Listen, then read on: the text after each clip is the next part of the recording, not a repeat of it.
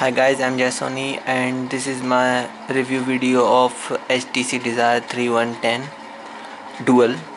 So this is the phone, and first of all I'm going to talk about the hardware of this phone. Well, this is mainly made of plastic. Overall body of this phone is made of plastic, and it's very light, feels good in hand, and the back cover is a little rubberized back cover. As you can see, it's not hard plastic, it's a little rubberized. And this is the inside of the phone. This is your micro SD card slot, 5 megapixel camera without LED flash, and this is your battery which is 2000 mAh, and this is your speaker dual SIM. And on the right it has got your volume rocker, power unlock key, micro USB, 3.5mm headphone jack, and on the left nothing, on the bottom nothing, on the back just the HTC logo.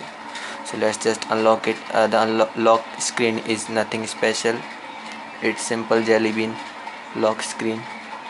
And this is your home screen. This is your HTC blink feed. This phone runs on some type of customized HTC Sense. Which version I don't know exactly, maybe 6, but it's got 3 home screen. As you can see, this is the app drawer, HTC's app drawer. You can customize app alphabetically or recently, as you can see, and you can also manage apps directly from here. Also hide and unhide apps like this. It will hide it. It comes with full stock of Google apps and other Google apps like Play Music and movies, photos, etc. This function is called video highlight, and what it does is it creates a video of your images like this. Let me show you. It will create a video of your still images. See, it adds these effects automatically and you can then save it. This function is called video highlights, by the way. Now this is the notification center, as you can see, and now let's go to the settings. Notification is nothing special, it's your default notifications, data connection, your default toggles. And this is your settings, dual SIM management, default setting. What I'm going to show you in the settings is the storage. It has got a total of 2.02 GB of total internal storage out of 4 GB, out of which 1.65 GB, or you will get 1.8 GB available for use. You can select default write disk, phone storage or SD card, that's up to you. This doesn't have move to SD feature. As you can see, it only has uninstall, force stop or clear data. It doesn't have move to SD feature. Battery information, you already know all of that. It's got nothing special. It runs on Android 4.2.2 Jelly Bean. Your messaging default, everything else is default Android Jelly Bean.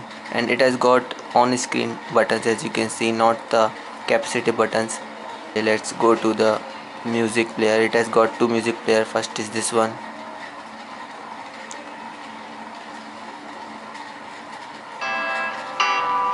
This is very old music player, if you remember Gingerbread. This is the speaker quality, pretty average, not so loud.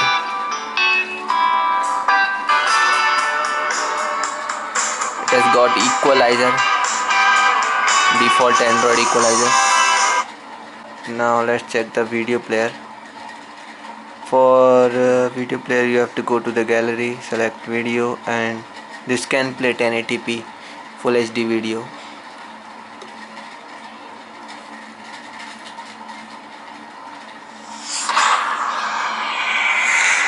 Pretty easily.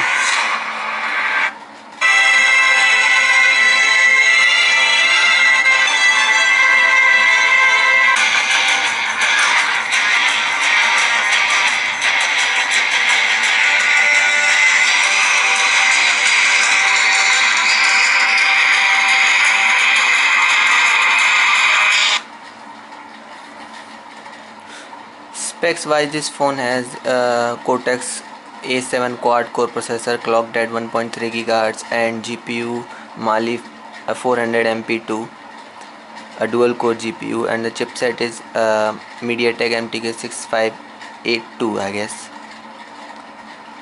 And the processor is not that bad, but the problem is the RAM with this phone is the RAM.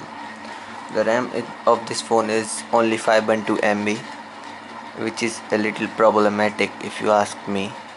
Now let me show you the camera.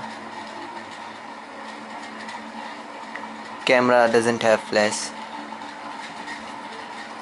and the quality, let's see.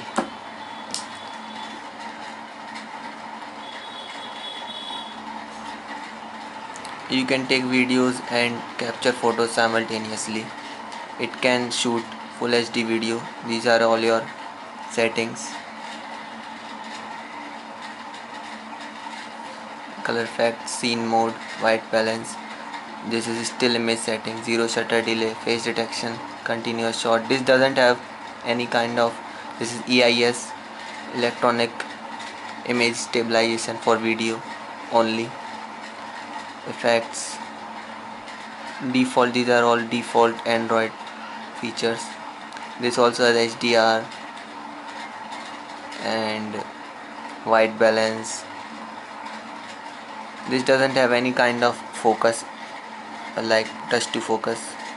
See, no autofocus. It's fixed focus camera, and fixed at 5 megapixel. This is video recording.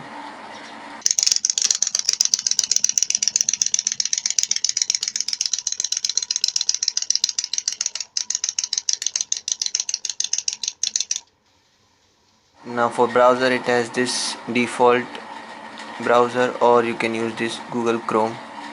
Choice is yours. Let's go to our site.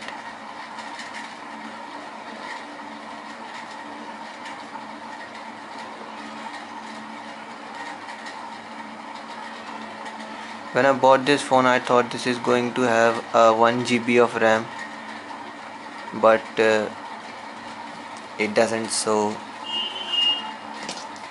I kind of don't like this phone anymore. This is our site.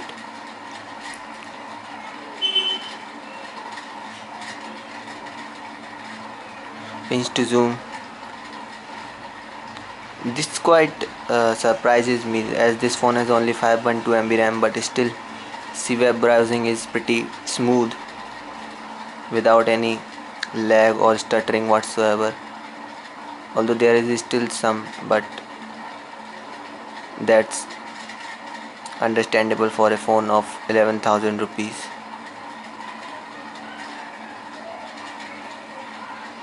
It can play, I guess, in browser video. Yes, it can. Welcome to my torch. Well, let's see if this phone supports USB OTG or not.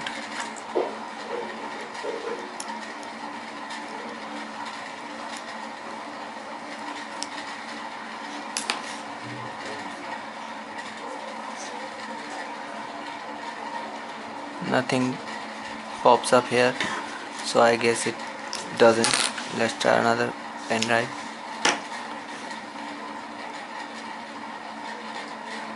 Still nothing.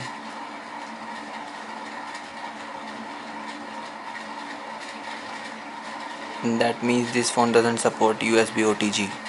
One thing which is pretty great about this phone is its battery life. It has got a 2000 mAh battery, and the processor of this phone is not that power hungry, so the battery can easily last you one day on heavy usage.